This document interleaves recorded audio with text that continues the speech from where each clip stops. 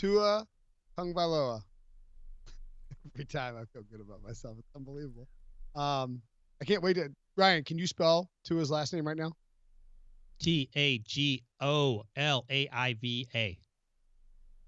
that I right? think that's right. There you go. Judges? Yeah, look at that. All Oh, right. oh, Oh, I missed the last. So sorry, Ryan. It's a good job. that was close. It was close. So Tua declared. I saw, I think it was Peter Burns of ESPN who, and I like Peter. He's a good dude, but he works for the SEC network. So he's like inherently just very, very deeply biased with the SEC. And I mean, come on, you can read the tweets like it's paid by the SEC network, whatever. He was pointing out that Tua could have made the smart financial decision to return to school. That would have been insane. Like, this is the move, Brady. This was the obvious move, right? Yeah, I think it was the obvious move. There's also the move where you could have just not gone back and played and just sat out and trained and rehabbed and then gone into the 2021 draft. Like, I honestly feel like his film was good enough over the course of his career that he really didn't even need to go back to Alabama to prove, or I guess if the reason why you're going back to Alabama was to prove that you can make it through a season healthy, it's not like you're going to get rid of your injury history before that. You're only going to put yourself more at risk. And it's not like you need the additional tape. Like, his tape is phenomenal. You know, he's arguably still looked at as maybe, you know, that 1B quarterback to Joe Burrow based on his tape this year. I actually think you could make this statement and it'd be accurate. Tua Tagovailoa has been more consistently playing at a high level throughout his career at Bama in comparison to Joe Burrow. Like, your biggest question about Joe Burrow is what he did last year compared to this year. You know, you watched Tua Tagovailoa this year, and I think some of the off games you saw from him, it was more of a product of the fact he's playing banged up. But, playing on a surgically repaired ankle sooner than he should have been because he's a warrior. He's awesome. But also, at times he dealt with a wrist injury in his career, had another ankle injury in his career, and obviously hurt the hip that ultimately ended his career at Alabama. But he's got all the tools and intangibles, man. The quick release, the ability to throw at every single level, the type of football you need to. He anticipates extremely well, and he works through his progressions and moves well within the pocket. So he really, to me, looks kind of similar to like throwing motion, a left-handed Phillip Rivers, but it's prettier because he's a lefty. But the way he moves within the pocket, more of a Russell Wilson in that sense, as far as his size and stature, is not quite as thick. So Ryan's got him drafted at the number 5 spot to the Miami Dolphins. It makes a lot of sense in my mind. And what a season, by the way, to be able to not be the worst overall team and still get the prospect you're hoping for if he can heal and recover and be back to the Tua that we would expect. So, Brinson, I'll put this to you, and then Brady can obviously answer as well. Is there any conversation, if you're the Washington Redskins, where you're you would trade out of that pick? Yeah. Oh, hell yeah, I would. I think that this is shaping up to be a really, really fascinating draft to me because there is, I think Joe Burrow, things can change between the end of the regular season and January 6th and, April 23rd, which is, by the way, my wife's birthday. Be in Vegas. See you, honey. As you see, FanDuel has Joe Burrow minus 1150. Those are enormous odds to go number 1. That is the equivalent of the Patriots. That's like the equivalent of Patriots preseason AFC East odds before we found out that the Patriots are trash. So I think Burrow will be 1. And if I'm the Redskins, if I can get some kind of RG3 light type of package, the way they gave up to move out of that spot, so someone can come up and get Tua at number 2, I'm absolutely doing that. Same thing goes for the Lions, who I think at least will be in a discussion to potentially even take Tua at number 3. I love Matthew Stafford. I'm not dogging on Stafford. I think he played great last year before he got hurt. He has a huge contract, so maybe it's not a viable situation. But maybe you draft Tua, and maybe you extend your livelihood as a coach if you're Matt Patricia, or a GM if you're Bob Quinn. Or maybe you trade out of that spot and try and pick up a bunch of picks. I think both those teams are well situated to trade out. And Brady, I don't know how you feel, but I absolutely think they should consider it if the package is good enough to move down. Yeah, no, it's all going to be about the package of picks. If it's warranted based on, the skill that they use for all that, and probably getting a little bit more in return for the compensation of those picks. Yeah, I mean, it would depend. Again, I'd have to look at the scale and see, which most teams work off the same scale now. So that's why we see a lot more trades in the draft as it is. Wait, hold on. Sorry, can I follow up on that? Yeah, do you think that do you think it's a custom scale that new team, they're not working off the Jimmy Johnson trade chart anymore, right? No, they to some degree they do, but they all pretty much have their own like interpretation and valuation of it, but it's pretty close. And that's why when you see so much action, so many trades, like that Jimmy Johnson scale really paved the way for every organization to have some sort of scale to base it off of. And then what they came to realize was, well, if all our scales are incredibly off as far as how we value it, we're never going to be able to have much movement of some of these picks. And I think a lot of coaches had some discussions about it, and they've come to somewhat of a similar agreement to really it being probably closer than most people realize to Jimmy Johnson's scale in the first place. So that's kind of how they view it now. But it's going to be about that compensation. Detroit's the interesting one. I'll say this about Patricia and Bob Quinn. Drafting a rookie quarterback is not going to help you save your job. We saw, for example, with Mitchell Trubisky going to Chicago. Fox then played him. They really kind of, allowed him to just inch his way in there slowly with Dow Loggins as the OC that year, and it didn't save their job in the end anyway. And there's other examples of that as well. We kind of saw that with Steve Wilkes in Arizona last year with Josh Rosen. He still got fired. You could make some other cases too.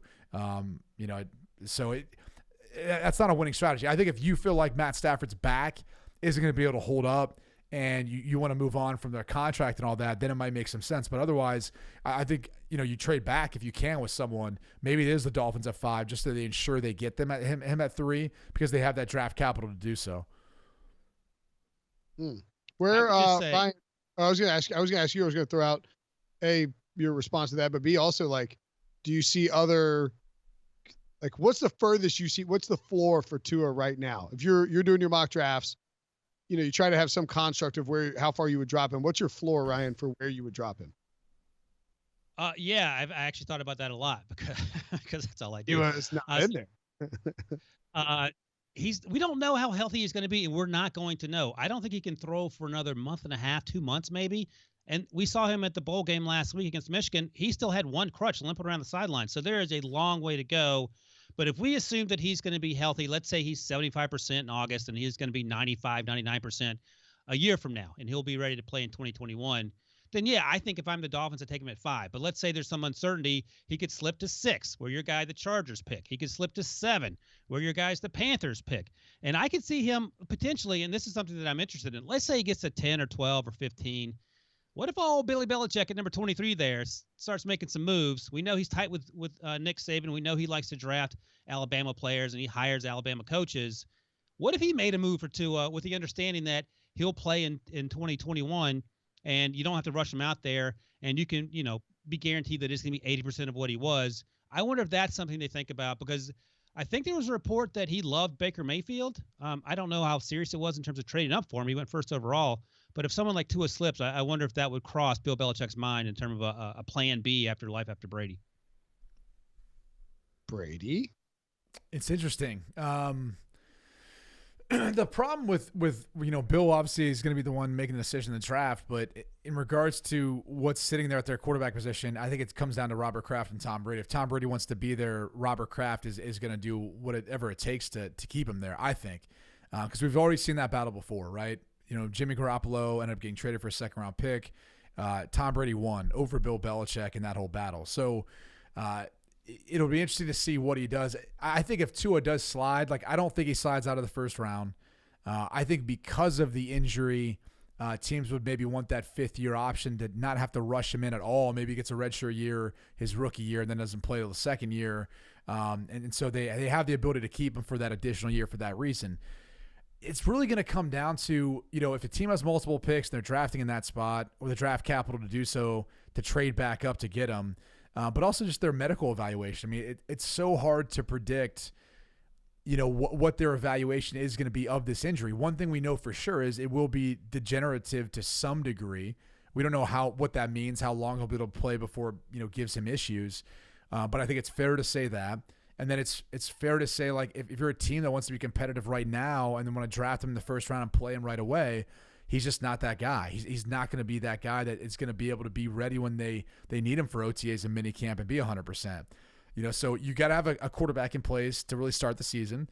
And then maybe at some point as he's coming along, you want to get him in there, get him some reps, get him some playing time. So I can't see him falling out of the first round. So I'm going to say, his floor is 32.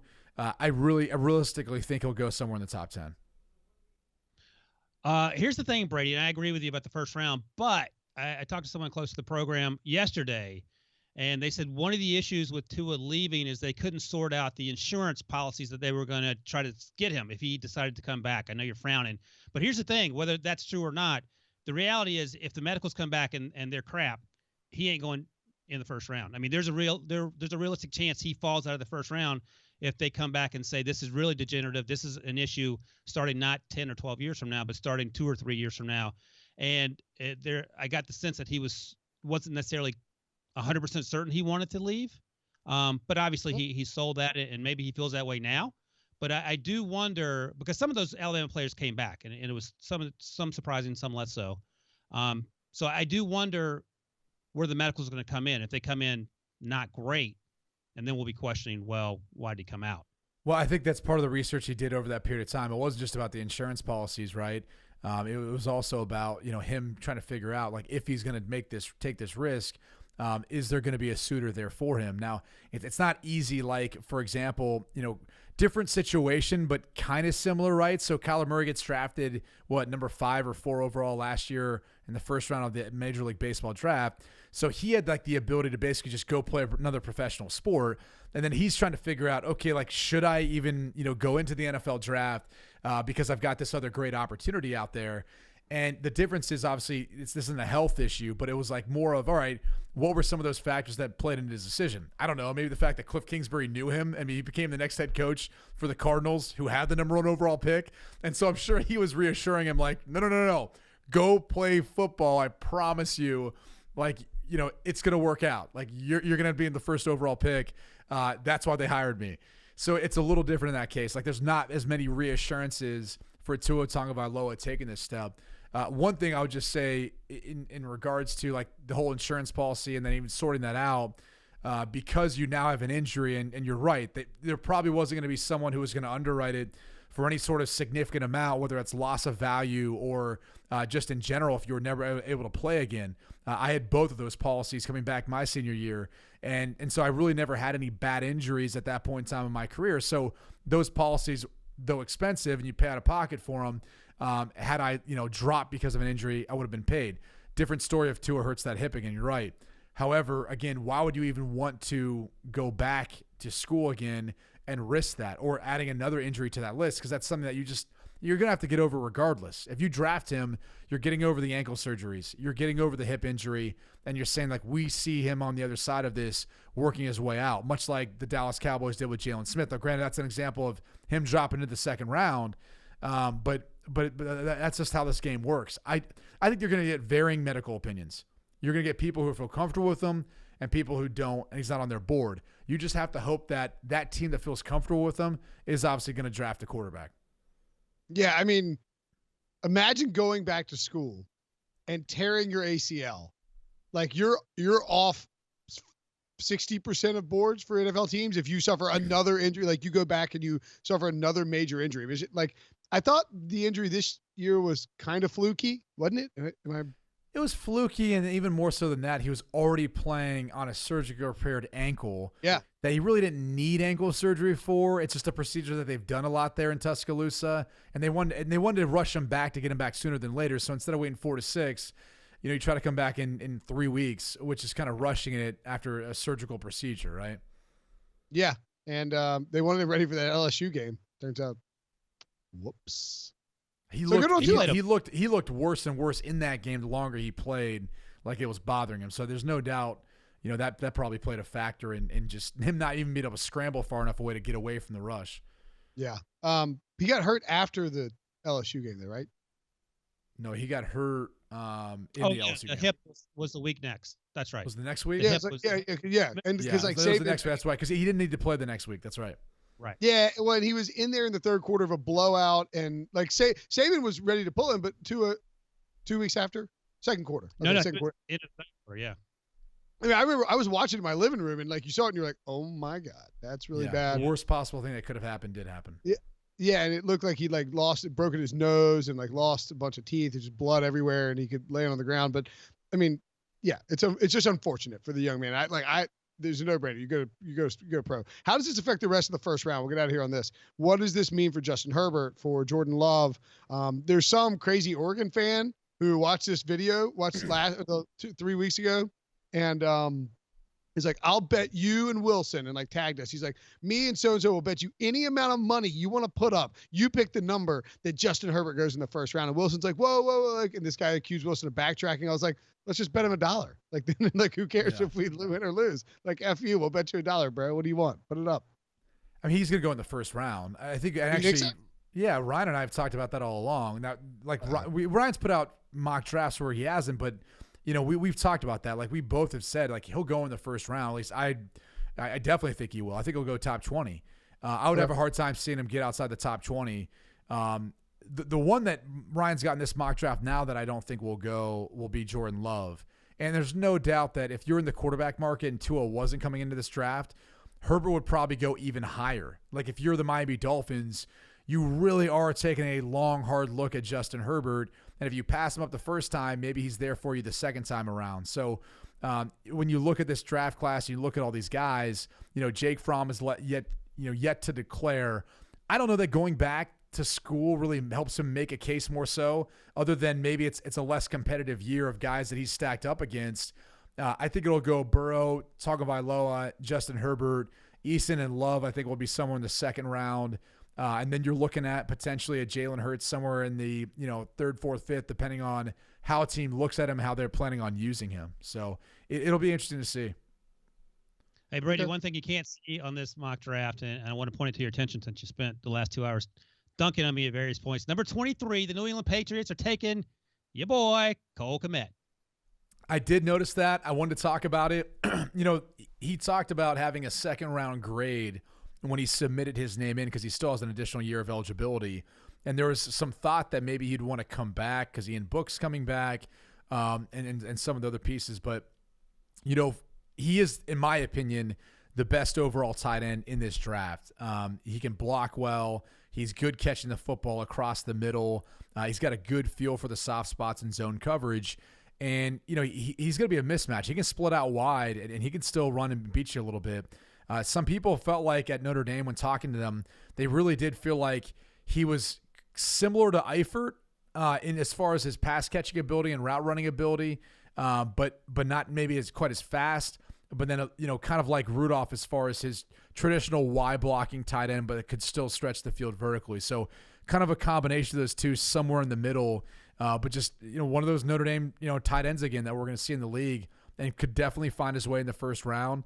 Would make a lot of sense to the Patriots given what they missed out on, and you know how Tom Brady loves his tight ends. Kmet would be a heck of a prospect for them.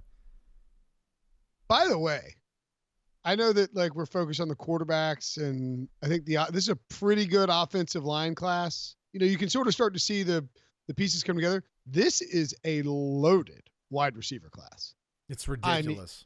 I mean, it is like you watch like CeeDee Lamb, T. Higgins, Jerry Jeudy, Henry Ruggs, of course, and then the kid from Colorado, Laviska Shenault. Laviska Shenault. Michael Pittman at USC. I mean, you could keep going. Like there's Jalen Reagor, who Ryan had on his mock draft. I love that young man. Brendan Ayuk from Pete Prisco's alma mater, ASU. You can look at what's that?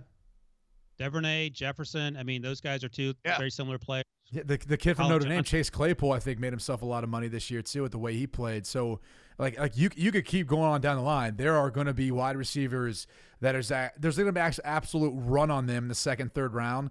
I just don't know how many you're going to take in the first round because A, it's hard to evaluate these guys, how they're going to mix in and pan out, and then B, it hasn't really worked out the past few years. And I think usually what you see is when there's scarcity at one position, the best players at that spot usually get taken maybe higher than they should. And then you end up getting the guys who are that really talented deep class. The volume of that group ends up getting taken in the second, third round, where then it ends up being like a run on wide receivers and safeties like we saw last year. Yeah, we're like Although, I mean, I don't disagree with you on the economics and the value of it. And by the way, Debo wants us to point out that KJ Hamler also eligible for the draft. Yeah, he's Penn State. We are Penn State. Well, then the Ohio State kids. I mean, KJ Hill's going to be a ridiculous slot. Not a first round, but second or third round, somewhere in that ballpark. But I feel like, and this is harder to say with the hindsight of seeing how AJ Brown played, how DK Metcalf played. But it does feel like the top end talent in this particular class is maybe a little bit more. It's not like AJ Green and Julio Jones or anything, but like Jerry Jeudy and T Higgins and CeeDee Lamb. I mean, like two of those guys could creep into the top 10 if needs arise, right? Yeah, I don't know how fast T. Higgins is. And one of the things is we're breaking down the national championship game and looking at, for example, what they do at Clemson compared to what they do at LSU. Not a lot of versatility there from him. Really, if you look at Justin Ross and T. Higgins, both those guys primarily, and when I say primarily, I'm saying about, let's say 70 to 80% of the time are basically outside. And they're isolated and they try to work to them either deep downfield or isolate them on that side of the field in one-on-one matchup. In comparison to, like, for example, LSU receiver, like a guy like Justin Jefferson. Justin Jefferson plays a lot in the slot. He will play outside every once in a while, but then he'll also play deep inside of the number 3 receiver spot, almost like a tight end. And so there's a little bit more versatility within what he can do and what he can run and what he's done so far. So these guys are going to be so hard to differentiate between. It is going to come down to like their performance at the combine, like how fast they run, what their measurables are and all that, probably to help some of these organizations and these front offices make decisions between, guy A or guy B, just because it's such a talented, loaded class. But I think Ryan's got CeeDee Lamb taking the highest. Like, that's the guy to me that stood out all year. Like, I don't know if he'll be AJ Green or Julio Jones because he's not quite as big, but man, watching his just start-stop ability, his overall explosiveness, the way they can move him around, he can run, and his hands and footwork, that young man's got it all. Yeah, I agree. You know what? The next time we do a BQFBS or whatever we call this thing, PCP BQFBS, will be January 14th. So I would be remiss if I didn't ask you guys, how many points do you think Clemson will beat LSU by? Let's see, -6. Ooh, that would be right on the spread. The spread is LSU -6, over under 69. I'm taking the over on that, and then I'll go ahead and lay the points with LSU. Wow. Okay. I saw it at 5.5 today, by the way. It's bounced around from 5 to, it's never gotten up to 7. At 5.5, I feel comfortable taking LSU. If it gets higher than that, like if we start getting into the 7.5, definitely not. I don't even know if I feel comfortable with 6.5. Like I just, something tells me it's going to be somewhere around that. Like, I don't know. I think, well, we'll see. We'll see. Okay. I like LSU. I mean, this is not even, is this the best team they've faced all year? Maybe, but I mean, they've dominated every single team they played. They play in the SEC. I feel like Joe Burrow is legit. And Pete and Brady were talking about this on the HQ show. What if Joe Burrow lays an egg? I don't think he could go out there and throw 10 interceptions. I don't think anyone would care, but I don't expect him to do that. I think he's going to have a really good game as he's always done. And I think they cover. Interesting stat real quick if you just want to look at the two quarterbacks, right? So one thing Clemson does a decent amount of is bring pressure. Joe Burrow this year, and this is off the top of my head, he's thrown 19 touchdowns, I want to say to 1 or 2 interceptions, and is completing 74% of his passes versus pressure. Just absolutely ridiculous. So if Brent Venables tries to bring pressure, Joe Burrow's going to know what to do with the football. And then on the flip side of that, Trevor Lawrence versus man-to-man, completing a little bit above 50% of his passes this year versus man-to-man. And then really if you go back to the Ohio State game, because they play as much man-to-man as anyone in the country, he was 3 for 11, took 2 sacks, only completed 27% of his passes. So one of the reasons why you saw him running the football more. And then who was the guy who got tossed? Shaun Wade. Yeah, coming back. But the reason why that's important is because LSU plays the third most. So Ohio State plays the second most man-to-man. LSU plays the third most in the country. Yeah, no, that's I'm not. I mean, I've heard people say that and mention it, and that is certainly a concern. I do like the fact that Dabo Swinney and Trevor Lawrence had multiple weeks to prepare. I do like the fact that they're considered underdogs in this. I do think I think most people are going to pick LSU to win, right? I mean, they're the favorite. They're the favorite. Yeah. I mean, I'm sure Dabo's playing off that too, and all you other, Carolina, homers, there. I'm not a Clemson honk or anything. I will say that I know Darren Ravel, he of Bengals jersey fame, reported on Tuesday, I think, that somebody put a $200,000 bet, $200,000 bet, or $100,000 and then $90,000, won $100,000 on LSU -5.5 and $90,000 on LSU -6.